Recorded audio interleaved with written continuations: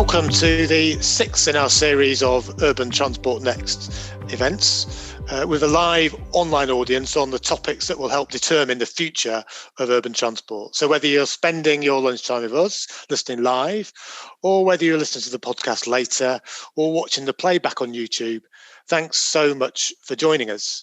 I'm Jonathan Bray, Director of the Urban Transport Group, the organisation that's hosting these events. For those of you who don't know us, we bring together the public sector transport authorities for the largest urban areas, so Transport for London, Transport for Greater Manchester, Transport for West Midlands and all the other major metro areas, serving over 20 million people. And our wider associate network also includes Translink and Transport for Wales. As well as being a body that thinks ahead about what next for urban transport, our members can implement that thinking on the ground and can learn collectively, and we do learn from these events. So I'm really pleased that you've signed up to take part in this event. I'm really looking forward to this one because I don't think enough curiosity is shown in the rest of the UK about what's been happening on public transport in Northern Ireland, because there is some great stuff going on. And who better to tell us about it than the man in charge of Translink, its CEO since 2015, Chris Conway, who we'll learn more about shortly. And who better to interview Chris than Wendy Austin, one of Northern Ireland's best known journalists and broadcasters. In a career spanning more than 45 years, she's worked on local and regional newspapers, commercial radio and for the BBC, most recently as presenter of BBC Radio Ulster's Inside Business programme, and for 15 years as one of the lead presenters on Good Morning Ulster. And you can also be part of this conversation in three ways. Firstly, by putting questions, keep them short and sharp via the Zoom questions box. And you can also vote for the question you most want to be put. And we'll be picking these up as the conversation goes in the final section in particular.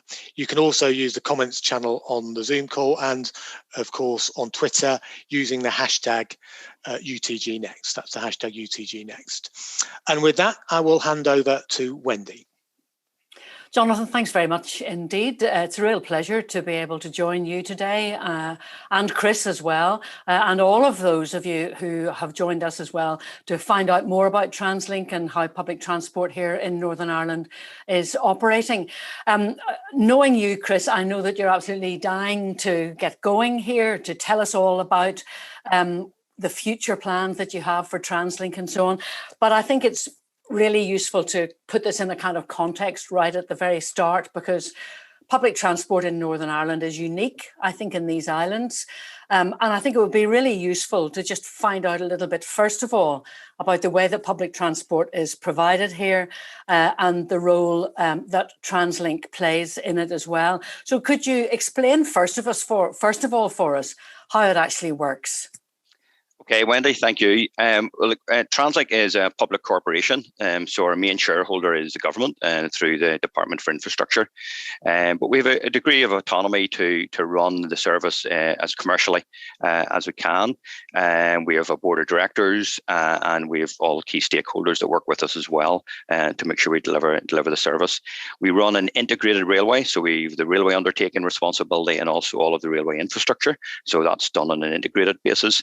And in terms of bus, we run over 90% of the public transport network in terms of bus and coach network, both the urban networks like Belfast Metro and the Foyle Metro in Derry, Londonderry, and also all of the interurban services and the rural services as well. And then we work with the Education Authority to deliver the school services and the majority of the school services too. So it's very much an integrated operation, publicly owned. But we're also, I suppose, I'm not sure what the technical term for this is, but we're like an organising authority in that we do all of the timetable, the scheduling, the ticketing. We own and manage all of the stations and halts and all of that infrastructure as well, right across the network. So we do that on behalf of the Department for Infrastructure. So we're a small region, so I suppose we get the economies of scale of doing it that way. It's interesting hearing you describe it like that, because I'm sure there are people listening who are involved with other transport groups in the UK who hear parts of that and think, gosh, I wish our organisation was like that. And there'll be others who'll be saying, well, there must be pluses and minuses. So what are those pluses and minuses? Well, I think the positives are that it makes it a little bit easier, because there are always challenges in any organization model that you have, that you're set up, but it makes it a little bit easier to get things done. There's fewer decision makers, fewer different interfaces that we have to manage through to get things done. So that is a benefit, I would say. I think, look, if we're honest, the cons are that we need to reach outside Northern Ireland to find reference examples, to do benchmarking, to look at what the competition is doing, and we do that by being part of industries like Urban Transport Group, part of industry groups like this, and other ones as well, CPT and other organisations like that. So I suppose that becomes just a bit of a challenge for us, that we do have to reach so much further and to get good comparators and good benchmarks. So you have this organisation where the government, as you say, the Department for Infrastructure is the shareholder, very much a public body. And you came from very much a private background. What was it that attracted you to Translink to take on the public transport system in Northern Ireland, which has, let's face it, we all know here, it's had its ups and downs, and it wasn't necessarily in the middle of one of those ups whenever you came in 2015. Yeah, well, look, I have been very lucky in my career. I've worked with mostly multinational corporations on a global basis. I've been able to travel the world and see things from lots of different perspectives, but also worked with some really great leaders, mostly US companies, and that has given me a lot of experience and really great development for me. And I suppose it was always in my mind that I wanted to do something more locally. I wanted to use that experience in my local area in some way, and I'd been thinking about that for a number of years. And then the opportunity came up with Translink, and I knew I'd been in the steel industry, so I knew Translink from as a customer in terms of the steel they buy for the railway network. And I'd been in the telecom sector, and that's all about connecting people, and I was very much thinking about public transport and making those connections, and both the commercial and operations experience that I have sort of seemed to fit with what Translink was looking for. So that's why I applied, and when I joined, I met a really great team of people, really passionate about what they're doing, and really I felt maybe not recognized as much for what they actually do. And I suppose what I've really tried to do is try to get the best out of that team, because they really are a really great team, really passionate team, and it's been a real pleasure for me to work with them.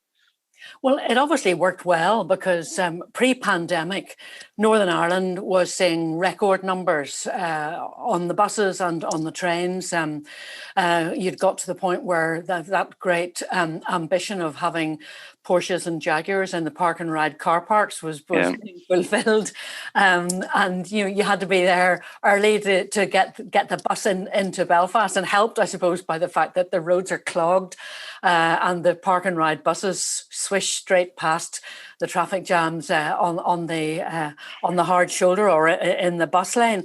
So it was the only one of the 4 nations in the UK where bus use was growing. Was the traffic the reason for that, or do you think that the whole Get On Board program that you were running had really kind of seized people's imaginations and made them think a bit greener? Yeah, I mean, I think it's a mixture of things. I mean, certainly in pre the pandemic in 2019, we saw the highest number of passenger numbers on public transport in Northern Ireland for 20 years. And that had grown steadily in the 5 years before that. And that was really great to see. And that was on both our rail network, our metro network, and also on a lot of the interurban services as well. And I think, there's 2 aspects. I have this chart which I always show, which shows partnership. Public transport, you can't deliver it on your own. It's all about working with all your partners and your key stakeholders. We're very lucky to have a very supportive department with the Department for Infrastructure and supportive politicians as well in that, on the committee, for example. But also the local authorities, also groups like accessibility groups and other key stakeholders who really wanted to see higher quality, better public transport. And what we've seen is when you invest in public transport, there is a latent demand there. People do actually want to use it, but their perception maybe is that public transport is poor. And so one is we have to address that perception by some of our campaigns and some of our marketing, encouraging people to get back out and trial public transport. People who've maybe not used it since they went to school. And then we've got to actually deliver. We've got to actually deliver high quality public transport, and we've invested, along with support from the department. We've invested in products like Glider, like our Irby service, like our Gold Line service. We're invested in new ticketing. So we're putting the investment into it to address some of those quality issues. But as well as that, I do think that congestion in Belfast has been, is starting to become a problem. And we have this saying where we say, you're not in traffic, you are traffic, and therefore, if you want to address the traffic issue, you actually need to make a different choice in terms of your transport. And I think that was people are starting to realize that we had to do something. And that's a constant for us. We're going to have to constantly invest more in public transport going forward. I remember when I was doing Good Morning Ulster, we used to get the texts and tweets in the morning, and one of them was somebody saying, I'm sitting in the traffic jam on the motorway and the park and ride bus has just gone past me and it's empty. What is the point of this bus? And somebody else texted back and said, yeah, but it did go past you. Yeah. That's exactly the point. But you mentioned some of the new developments, Chris, that have taken place in recent years, and they have been really remarkable. And I think for those of us who live in Northern Ireland, and particularly maybe around the urban areas, it's been fantastic to see the new vehicles, the new concepts. Glider, for instance, now the Glider bus rapid transit system, much admired by those who know about it. But for those who aren't familiar with it, tell us a bit about it. So Glider is our bus rapid transit system. It's a project which we delivered in collaboration with the Department of Infrastructure. It was on the design for quite a time, and then we around 2018 we delivered the product, and it's a whole solution, really. So it's not just about bringing in modern vehicles. It's also about looking at the bus lanes. It's also about looking at ticketing. And what we come up with was really a tram-like system.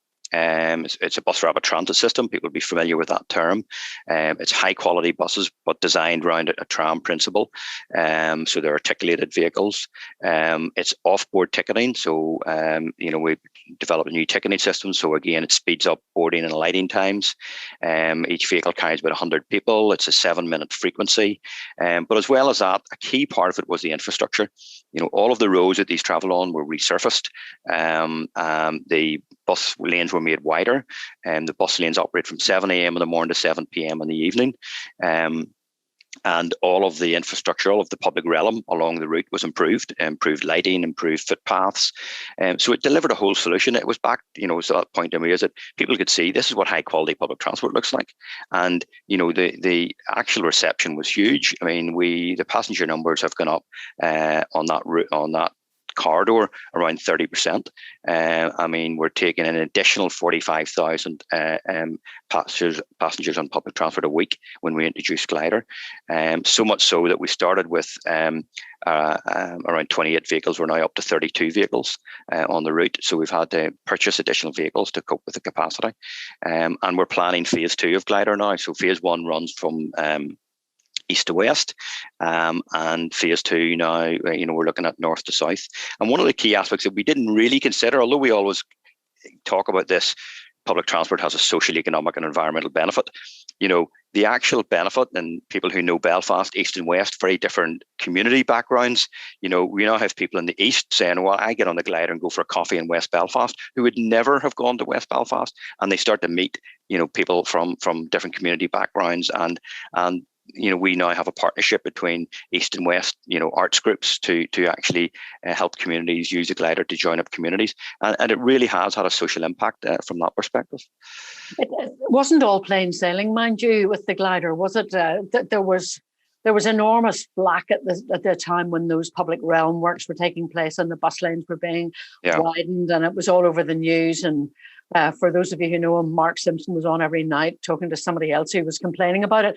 And has that all died down now, or do you have to develop some sort of a strategy now to deal with that all happening again when you're putting in the north to south routes? Yeah, we certainly went through the pain barrier, Wendy. I would say, look, a lot of stakeholders need to be engaged when you're putting in an extensive bus priority network, as we did. A lot of businesses along the route were very concerned about the impact on their business if we had to take away, on-street car parking, and that was a big concern for people. We had a lot of, schools and different groups that were concerned about the impact it would have on them. Plus, there's a big car lobby, a big taxi lobby, who all were lobbying politicians, and we had to deal with all of that and work our way through it systematically. And we had to compromise on some things. I mean, there's some areas where we didn't really want to have loading times during the bus lanes, but we've had to agree to that to try and facilitate businesses and work with people. So, and as you know, the construction works themselves then were very disruptive during that phase. Largely, we're over that, because it's such a good product. People got over that very quickly, and there was maybe a bit of a tail for a few months, but we're largely over that. But people do forget, and I think when we go to do phase two, I think we'll resurrect some of those same issues again, and have to deal with them. And you do have to have a very robust stakeholder engagement plan. A lot of PR. A lot of community engagement. I think for a year before Glider was being introduced, we were out. We had a trial. We had one vehicle on trial, and we were out visiting schools and visiting community groups and visiting businesses and letting them see the vehicle and talking to them about how off-board ticketing would work. And we spent a lot of time on stakeholder engagement. Yeah, well, good luck with that the next time. I'm sure it'll work just as well. And for those of you who haven't seen the Glider, that's it, just over Chris's shoulder there. Where's it? Yeah. It is a very nice vehicle indeed. You have the Irby bus services as well now, bright blue buses which run kind of inter-urban services, I suppose, blue in the name. What's the idea behind those, and what is their impact been, Chris? Well, they are sort of we've the urban services, then we've interurban, and then you have towns that are just on the outskirts of Belfast, which most people commute into Belfast from, and they were really their public transport service was really a service which is going through their town from a town further away, and they didn't really have their own service. So we've created this service called an Irby service, Irby, which is it's suppose linked to urban, but slightly different. That's why we called it Irby, and it connects those towns just on the outskirts of Belfast into the city centre, and it also connects. We merged the park and ride services into that as well, so it was all one brand. So you have an option of, if you're in a town, to go to the closest park and ride, or to if you've an Irby which passes close by, to go to the Irby service. And again, we increased frequency. It helped reliability, because reliability can sometimes suffer a bit if you've got a longer, a bus coming from somewhere further out to get to you. So it improved that reliability for those commuters, and as I said, the frequency improved as well. And plus, the park and rides really helped to give an enhanced service too. And we tried to focus them around bus. Our next step was really to invest in the bus lane infrastructure for the Irby routes as well, and we haven't got there yet. Sort of COVID has got in the way, but we've used the bus lanes to the best ability that we currently have to offer those services. And in the first year, they only launched really a year before COVID. We saw 10% growth on those routes, and once we did that. And again, it's another example of when you invest in high quality public transport, people actually use it. And, all of those buses have Wi-Fi and, charging, USB charging points and e-leather seats and, all what you want to see on a quality bus service. So there's still more to come on Irby, but we got COVID sort of got in the way of that. So, but it certainly has proved very popular. Well, we'll come to COVID and the pandemic in just a moment. But before we do that, I've realised we haven't really talked about the trains very much. And Northern Ireland's rail network has also been seeing really strong growth. And we've lots of nice new trains. We can see one of them behind you there. I think looks like it's heading for Derry. Yeah. And Derry, Londonderry. So tell us more about Northern Ireland Railways and the growth there, and how you got to the point where the services were increased to such a degree, and you had all those nice new train sets as well. Well, the Northern Ireland Railways has been a great success story for a decade or so. The decision was taken, back in the early 2000s to invest in the railway network, and new fleet was purchased, and that was the beginning of growth coming back onto the railway network. I mean, people have a real fascination with the railway, and I think in lots of regions the railway is very popular. Plus, of course, it gives a very direct service to where you want to go to, and you don't have any of the complications of the road network. So that investment has started, and certainly we've seen significant growth, probably 50-60% growth in the last 6 or 7 years, and I think with continued investment that will continue to happen. We're on to New Trains 3 project now, so we've got two phases of fleet procurement and another phase of fleet procurement which we're doing right now, and we should see some of those trains starting to come into service at the end of this year, and that's a real, and they are, again, every time we buy a new fleet, we're looking for lower emissions all the time. So that's we're starting to improve emissions and the performance of the fleet. We've also started to look at the infrastructure. There's some elements of the infrastructure which are single track, for example, from Belfast to Derry, Londonderry, and other areas where we just need to invest in the asset from a maintenance perspective. So we've nearly doubled in the last 2 years. We've doubled the investment that we're putting into the railway infrastructure. We've now got passing loops to Derry, Londonderry, and we've got an hourly service on there, and we're looking at increasing that further. And we've done a number of investments which has improved journey times on the railway infrastructure by putting in maintenance into the infrastructure and allowing speeds to increase. And we're continuing, that's going to continue for us. Of course, the enterprise service, which is the Belfast to Dublin service, which now obviously, is going from a non-EU country to an EU country now. It's something that we want to significantly invest in, and we're working with Irish Rail on a new service for the Belfast to Dublin service as well. And of course, there are requests coming in all the time for extensions to the network. We have quite a small railway network. It was pared back, at the same time as England around the beaching. We had the Benson report, which did the same thing and cut large parts of our network. And there's a lot of demand to increase those again. And certainly there's been an all-island sort of railway review now been started by the ministers in the north of Ireland and the south of Ireland to look at what could be restored to that railway network. And that's a big, that's an exciting time for us to look at what the opportunities could be to restore parts of the network again. So, it's a really exciting time on all our elements of public transport. And I think the big opportunity, I think, in rail now as well for us is zero emissions and looking to electrify our rail network as well. And that's the next project we're looking at too. We'll come to that later on, but just to go back to that whole business of restoring parts of the network, I know that it has been quite a big topic and one of the discussions that's been taking place over recent months.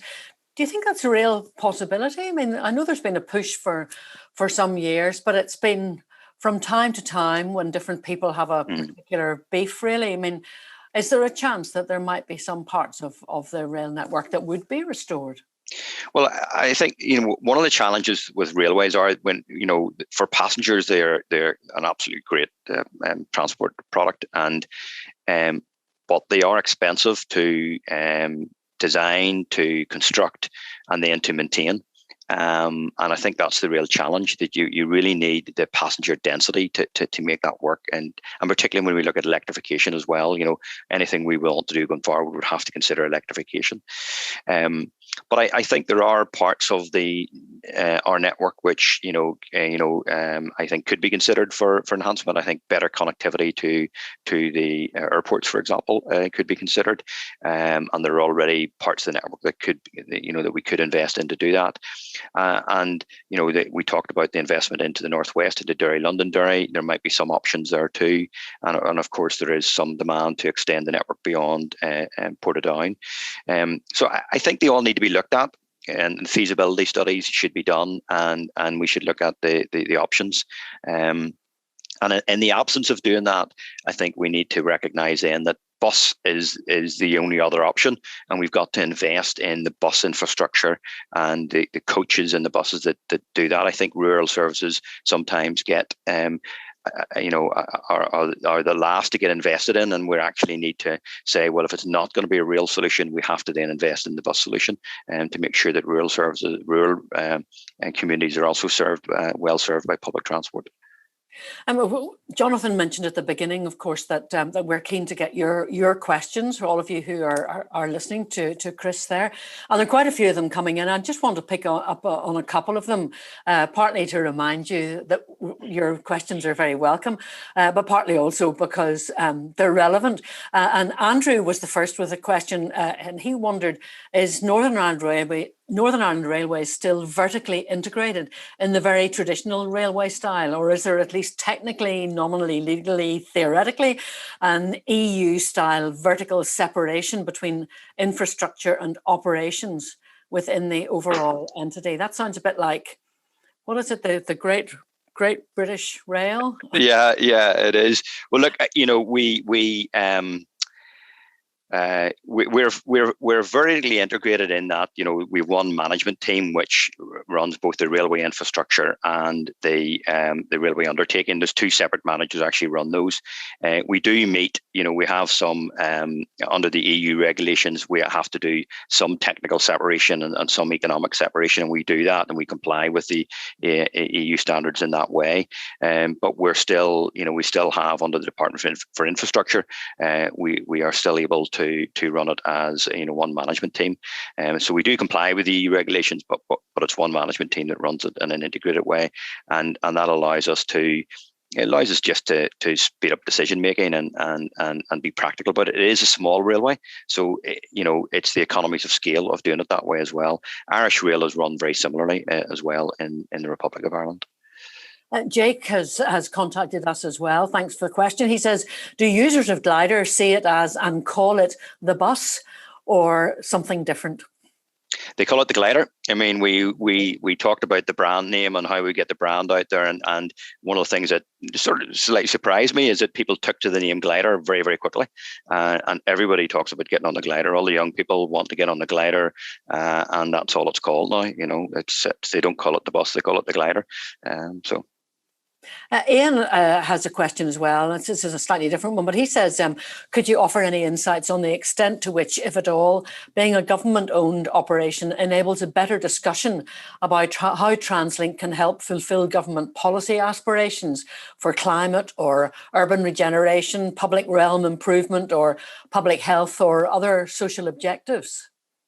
Yeah, it does mean that we're able to have a closer conversation with the department and with other departments in government about the things we want to do and how public transport can support in terms of social, economic, environmental well-being. The local council here, the Belfast City Council and other councils, they all have air quality plans, so they'll come to us and talk to us about, well, how can public transport benefit how we can use public transport to benefit our air quality plans. The Department for Health comes to us and talks to us about, for example, during COVID, what can we offer them in terms of access to COVID centres and all those types of things, and we can facilitate that through our Department for Infrastructure as well. So it does. It's Northern Ireland's quite a small place, so it does enable those types of conversations. It doesn't get away from the fact that there's still a lot of stakeholders out there who, even if we agree within, the various departments of government that this is the right thing to do, there's still a lot of stakeholders out there who may have different views, and we still have to get out and engage with them and consult with them and work with them the same as you would have to do in any other. And planning, if we have to go into planning for certain projects as well, and that can be a very arduous process, and that's the same in lots of regions. So it certainly helps the conversation. A lot of the hard work in terms of stakeholder engagement still needs to be done. Great. Let's look at the pandemic now, Chris. You're in this terrific situation. You have record numbers travelling on the buses and the trains, and then all of a sudden the advice is to stay at home and not to use public transport. So how has Translink dealt with that, and how have you, well, obviously you do have to keep some kind of public transport system going. How did you protect your staff and the passengers who were using the services during the pandemic? Yeah, so I think like all public transport operators, it was a big challenge for us. Obviously, the COVID and health issues took priority over everything else, and the messages around public transport were very stark. But we had to sort of work with government to deliver on those, and we implemented a lot of measures very quickly. We got the screens up in buses to protect bus drivers. We got hand sanitizers out for cleaning. We introduced face coverings quite early, actually, before even government were suggesting it. And we got a lot of messaging out. We had to do a lot of timetable changes, and that was a big challenge in terms of communicating those to a lot of employers, or a lot of employees, sorry, but also to a lot of our customers. And we've continued just to reinforce those messages, and of course cleaning our vehicles. I mean, we've always wanted, it was one of my bugbears, I always wanted to invest more heavily in cleaning our vehicles, keeping them clean. Now cleaning vehicles is just like, it's there's no discussion on that now, and we've invested heavily now in cleaning and sanitizing and making sure that surfaces are cleaned on a regular basis throughout the day as well. So that's become a priority for us. And from your staff's point of view, I mean, I know we all read stories about how badly affected bus drivers, particularly in London and in the big cities, were. Did you have problems with that as well? Not to the same extent. We in Northern Ireland sort of lagged the rest of the UK a little bit, so we were able to take some of the lessons in coming across from England, and act quickly on those. So we got perspex screens up for our drivers very quickly. We got gloves. We got took cash off our bus services quickly as well, and we didn't have the same issues. Now we did have a peak of COVID-related illnesses, but no fatalities from that, and we're very pleased that everyone has recovered from that.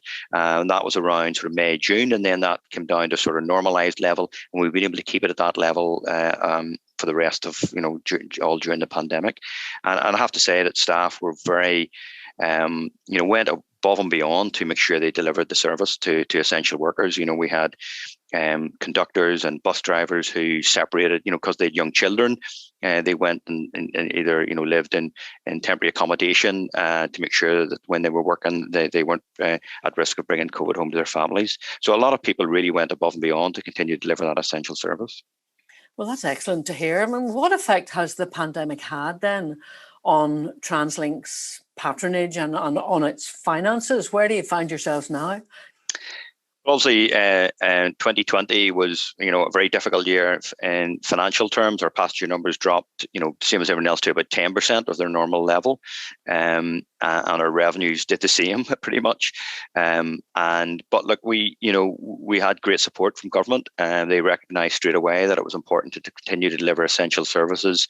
And whenever the COVID emergency monies were coming from Westminster into Stormont, and they were making the decisions about what they had to do, and they did prioritise making sure that public transport was supported during that time.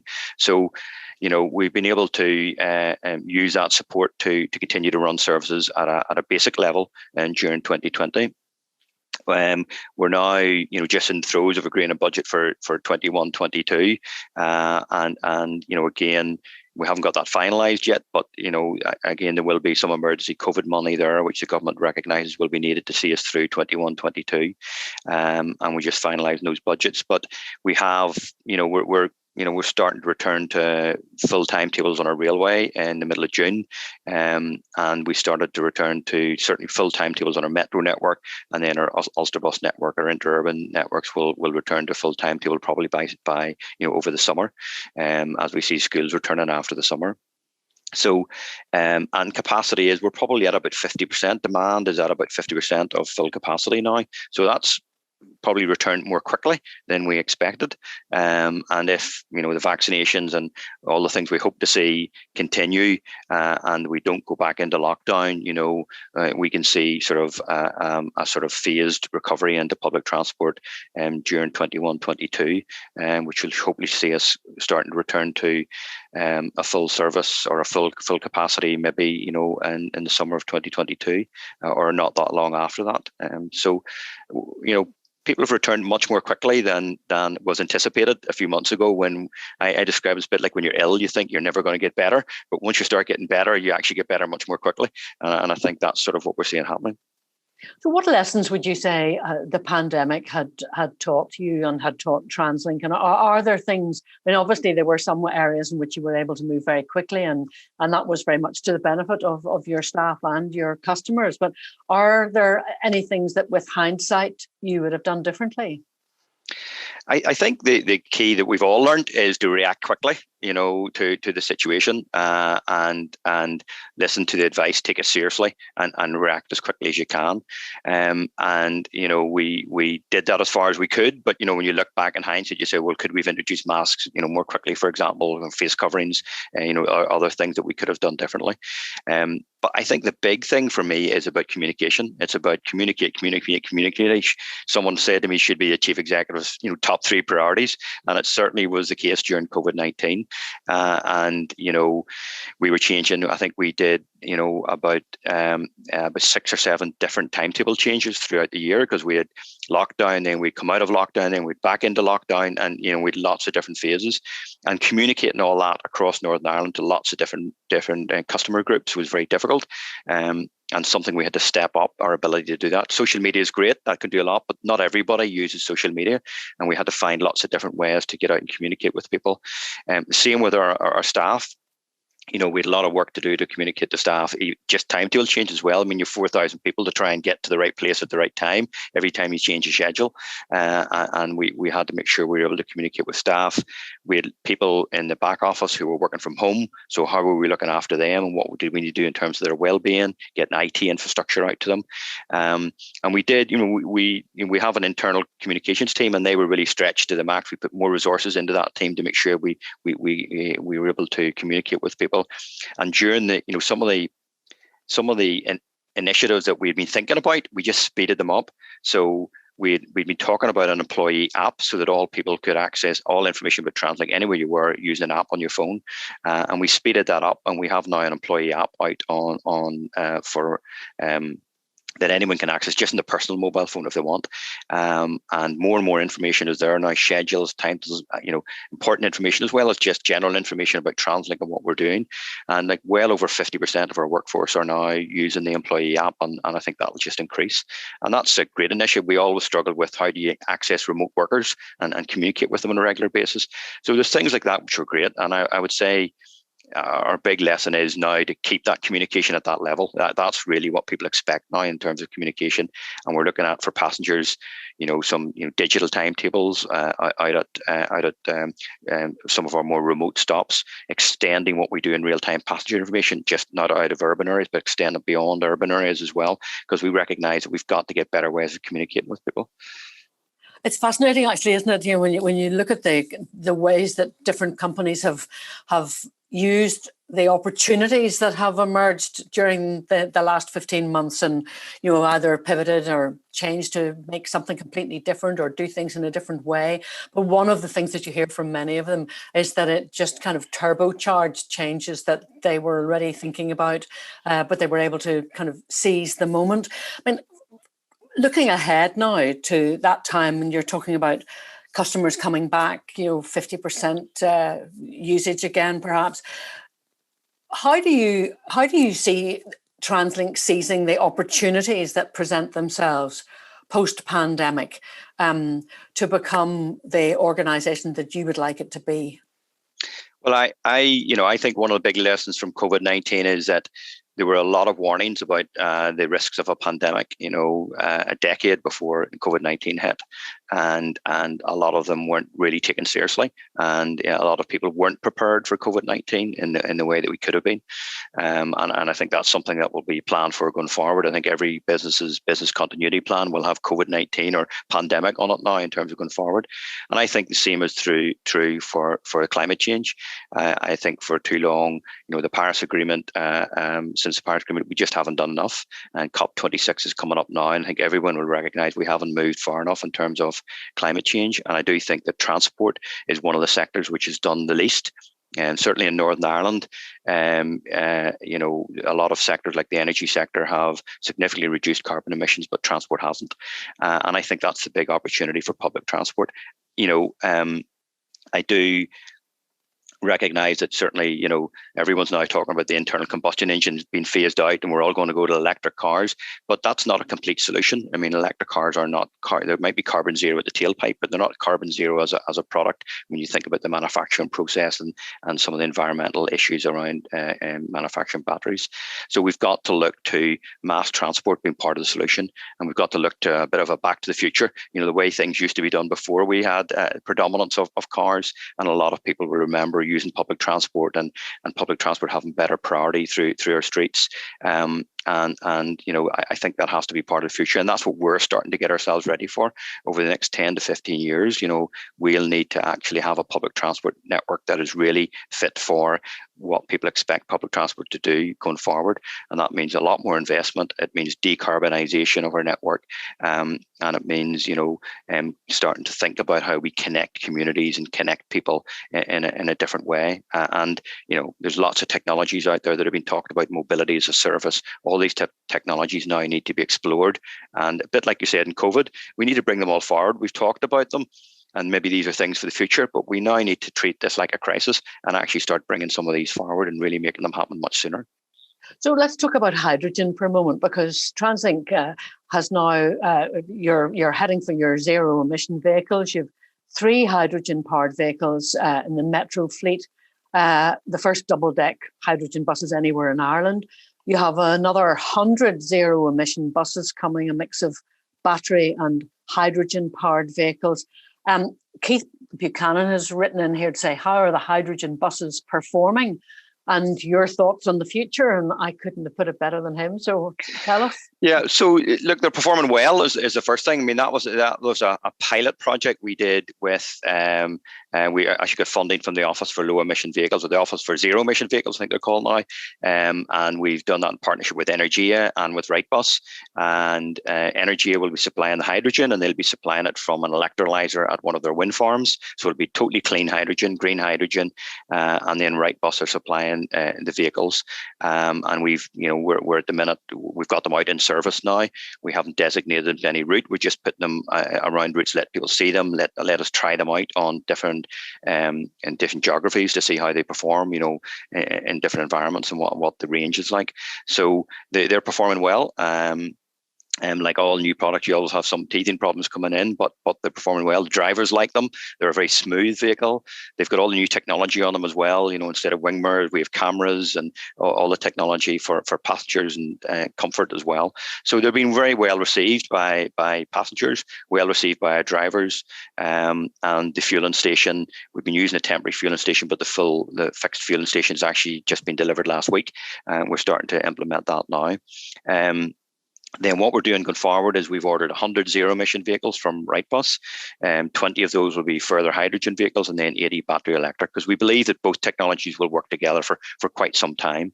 And the team were out seeing the first battery electric vehicles from Wrightbus, double-deck vehicle from Wrightbus a couple of weeks ago, and that looks very good. And we're starting to put the charging infrastructure into a number of our depots and putting in another hydrogen fueling station in a second depot as well.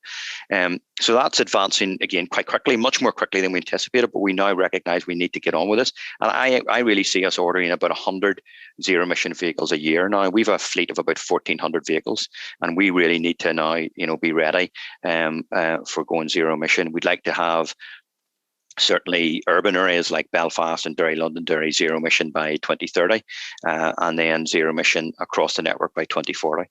And that's sort of the goal we've set ourselves. And then we're also looking at our rail network as well in terms of the different options around electrification. Probably the most sensible option is electrification, is a well-tested technology for trains, but hydrogen may play a part in that as well, and that's something we've got to look at too. But certainly we feel that the race to zero, I think it's called, and we feel like we're in a race now that we've got to try and move these technologies forward very quickly. But one of the other key things in that too is the point I mentioned about glider. bus priority is critically important for a bus network, and that's something we're working with the department on as well, to look at how we expand and extend quality bus corridors, and park and ride as well. Another key feature is park and ride. So all of the infrastructure that sits around this is important as well. I'm going to fire a few questions at you, Chris, off the Q&A page here, because there are quite a lot of them coming in now. Some of them are very specific, but some of them are more general. Stephen would like to know, is a common ticketing system envisaged across all modes of travel? Yes, it is. We've been working on for the last couple of years an account-based ticketing system, and we will actually be starting. The very early parts of that are replacing our railway handheld. Sounds getting very technical there, but that'll be the beginning. We're doing that in June. We will then be doing our first sort of contactless deployment on Metro after the summer, hopefully September to October, and then we will be rolling out contactless early part of next year on our Ulster Bus network, and then we will transition all of that to account-based ticketing. By the end of 2022, early 23, we will have account-based ticketing, which will be right across our network. And that will be tap on, tap off. So that's where you don't need to worry about your fare or what you're doing. The system works it out for you in the background. Very similar. It's very similar to Transport for London. And it will be, for us, it'll be a large integrated account-based ticketing deployment, probably one of the biggest in the UK outside London, and that's a big project for us as well. Yeah, that will change things considerably. And there are quite a few questions about trains, about the rail network, Chris. I'm going to lump a few of them together because they're around the same kind of topics. And Helen wants to know, what's the possibility of the Northern Ireland rail network being extended to Enniskillen? She says, the mid-southwest region has no access beyond Portadown to rail opportunities, and thus providing significant challenges for people and freight. What part of Northern Ireland's public transport transformation will address the regional imbalances that exist? Cahill is asking about the plans and timescale for a faster train link between Londonderry and Belfast. He says the rail services and development appear to be very east-centric. There was another one as well here, and I will find it, from Steve Bradley, who was, he was making some of the same points. It's kind of disappeared. Oh, no, here we are. He says, smacking your wrist here, he says, Translink has been poor at genuinely integrating transport modes. No feeder buses from Banbridge to Scarborough rail station or Limavady to Bellarina. The train from Derry gets into Belfast 5 minutes after the train to Dublin has left. When can we expect to see Translink pursue genuine integration opportunities that seem common sense to ordinary folk? I know there are a few different things going on there, but sure. Yeah. Well, I suppose on a very general response to that is, I think our minister and the Minister in the Republic of Ireland have agreed to do an all-island rail review, and we will certainly be feeding into that with our own strategy around our network, and I think that will look at the feasibility of, where it makes most sense to invest in the railway network. We like running railways, so we like to run a railway everywhere, but the government has to pay the bill in terms of the costs and the ongoing maintenance. So that's what that review will do. And that will take some time. I think we've got to recognise these things take time, but that will do some time, and that will look at the wider context. So I think that's what's happening there. In terms of the Northwest specifically, we've implemented what we call phase 2 enhancements in the Northwest, and we're now looking at the feasibility of a phase 3, which would look at additional passage loops and increasing the journey time between the Northwest and Belfast. So that project is sort of underway at the minute. In terms of the point about wider integration, I think anybody who works in transport can will get a list every day of the things they could do to improve integration. It's usually done very much from a very local perspective and what we can do.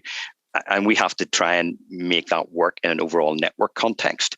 And that's our challenge in terms of scheduling the railway, scheduling the buses, and making sure that everything works as a network. Because yes, one particular area might say, well, I could get that there, but then that has a knock-on effect to the rest of the network. So we have to try and balance that across the overall network. So I would argue with Steve that we have a very integrated approach to things, but we know we can do better, and we're always open to listen to ideas that can make that better. And certainly if Steve wants to send me a note of the things he thinks we could do better, I'll certainly respond to it. I mean, certainly, from what he says, there's not much point in the train arriving in Belfast 5 minutes after the one to Dublin has left, is there? Well, again, that's a complex networking issue, Wendy, which I'm not going to respond to well that exactly. You could pick. There's other aspects of the day where it works well, but the enterprise service, when you schedule that train, it has to be scheduled recognizing the Irish network as well and what we can get into Dublin at what time. And therefore, when we invest, what we're trying to do at the minute with Irish Rail is to bring forward a proposal for fleet investment in the Irish Rail and Translink network that would give us an hourly enterprise service, and then that would interface directly in with the hourly service into the Northwest. So that's the way we're solving that.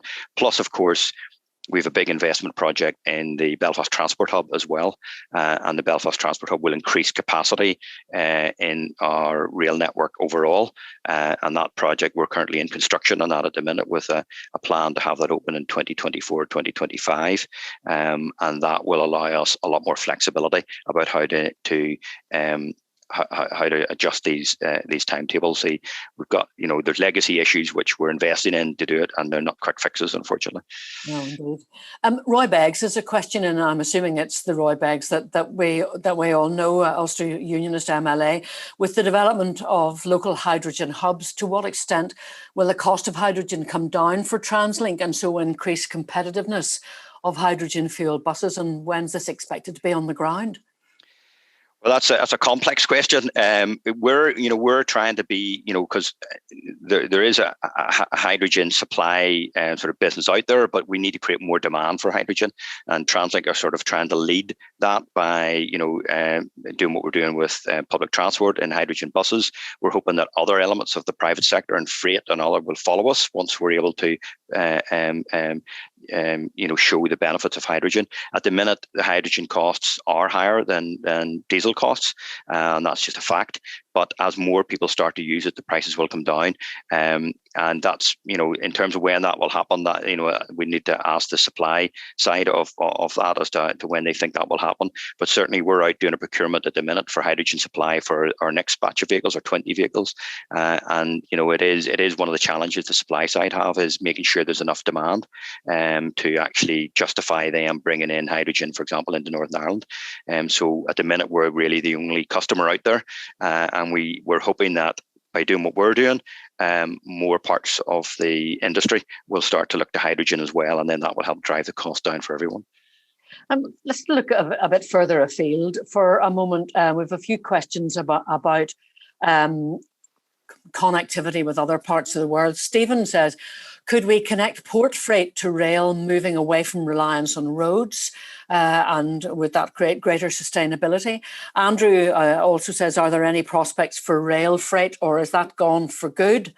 And there was another question then, which was more about airports, which was, would you be able to give any insight into the issues around surface access to public transport to Northern Ireland airports and the challenges in improving this? Are there any live schemes to improve surface access? Now, you did mention that, and both of the airports in the east have railway lines which are kind of, as we might say in Northern Ireland, financed them, but don't actually go there. So, the other side of the road's not much use. The railway line in Londonderry is close to Eglinton, but it doesn't go there either. So maybe you could address all of those, Chris. Yeah. So, I mean, on the freight, first of all, we are going to do a freight feasibility to see what the opportunities would be. Freight was used on the Northern Ireland Railway Network in the past. It's been quite some time before we've taken any freight, and it does require sort of big hubs. I mean, a lot of it was the quarrying industry and a lot of industries which are not as major now in Northern Ireland, where the freight industry was used. So we'd really need to engage with industry again to see what the opportunities would be for freight, but that's something we plan to do. And I think the All-Ireland Rail Review is also going to look at freight as well. So that will be something that we can look at, because, it feels like there's an opportunity for freight, but we have to dig into to really understand what the opportunities would be. And we do have a connection to Larne, for example, in terms of Larne Harbour, and that's something we could be utilised again.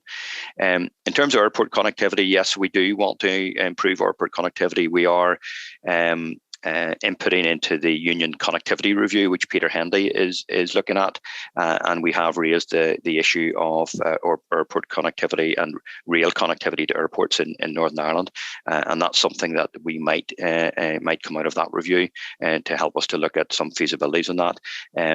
It's not an easy solution, although the railways can run close to the airports. There can be quite a bit of infrastructure to get them connected completely, and then as well as that, it's the type of service. I mean, some people would say that light rail is better served into an airport because it can be managed much more frequently than a sort of a heavy rail solution.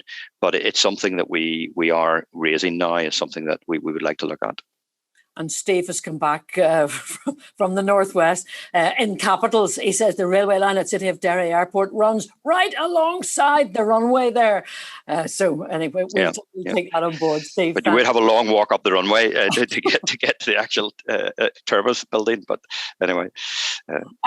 Let's just pick up on a few. There are a couple of very kind of local questions, but Wakefield says, what's the current schedule for extended train testing on the 4,000 trains? I know they were at Antrim and Carrick. What about the Bangor line? And he had asked a question earlier that I hadn't got to actually, which was about the return of a full timetable. And is it possible if there's a shortage, as he puts it, of class 400s for refurbishing or extending to 6-car trains? No, I mean, we'll be going to full timetable on June the 14th. So within 2 weeks, we'll be on the full timetable. We are doing dynamic testing on the new trains, the 6-car. So we're effectively broadening new carriages to extend our existing carriages to 6-car sets. They're being out tested. I mean, it's not where they get tested is sort of nearly. It's more about where it's more practical to do that, and we'll do it on all routes eventually. But at the minute, we've only got the first train out testing. But once that train sort of comes into service, then that freezes up the next train to start getting refurbished. So it doesn't. We've got it scheduled, so it doesn't impact our timetable, and that work is ongoing. And we've also got refurbishment work ongoing on the 3000s as well. So all of the fleet is getting refurbished as well as these new trains being brought in. Okay, I'll give you a couple of quick ones here, Chris, if I could, because we've only got about 4 minutes left. Andrew Muir, MLA, says public transport, key part of sustainable travel solutions. Are there any plans for increased secure cycle park facilities and opportunities to encourage greater uptake of the new facilities launched in recent times? Actually, there were a few questions about making it easier for people to cycle to use public transport. Yeah, and I think that is a key opportunity for us. I mean, always with public transport, the last mile is sometimes the big challenge. And I think we encourage more people to, obviously park and rides help that, but we encourage more people to use active travel, like cycling is a benefit. So we have introduced a number of secure cycle storage facilities at a number of our halts on a pilot, working with Sustrans and the Department for Infrastructure. And we've also introduced them at key points on our glider route as well. And we're currently just embarking on a project to look right across our network and look at what the ideal we have cycle parking in terms of basic cycle parking at all of our stations, but looking at what we would need to do to enhance that and what the capacity would be required at all our stations, and then look to bring forward an investment plan to do that. So everywhere where we can, we'll put in basic, and then the secure cycle storage has gone in a number of areas more as a pilot than anything else at this point.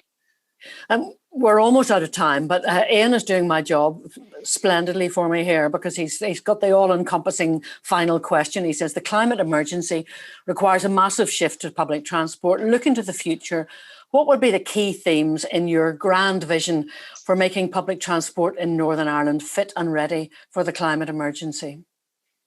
Yeah, I can do that in 2 minutes. I mean, I think the first thing is we've got to recognize that we need modal shift. We need more people back on public transport. We need to see mass transit as a key solution to climate change, not just thinking that it's all about electric cars. So we've got to get that message across and get people back onto mass transit and back onto public transport. And that modal shift is really important. And then for us, from a technology point of view, it is decarbonising the public transport network and investing in hydrogen and electric on both our bus and our rail network, and making it easy for people using technology technology to make it easier for people to book on their bus, get their ticket, get on the service. I would like to see passenger numbers from the best year that we had was in 2019. I'd like to see us double that in the next 5 years, and I think that's where we need to. But we do need government and politicians and key stakeholders to come with us on that journey and to invest in public transport. And keep the fares down. And keep the fares down as far as possible. But that's about investment as well.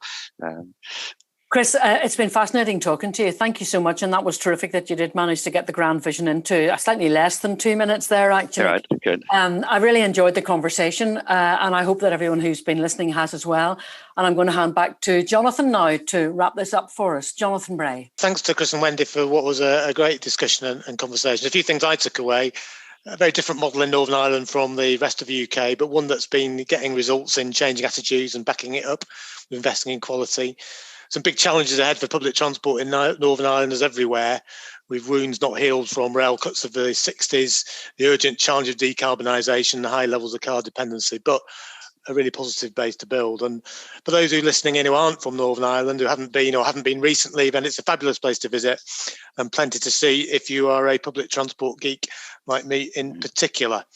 So thanks again for everyone who's taken part. I hope you'll be able to join us for Urban Transport Next 07, which will be on Thursday, 8th of July at 1 p.m, where our guest will be none other than Andy Byford, the Commissioner for Transport for London. Hope you can join us for that. In the meantime, thanks again to Chris and Wendy, to everyone who took part live, and for those listening into the podcast or watching the playback on YouTube, thank you and goodbye.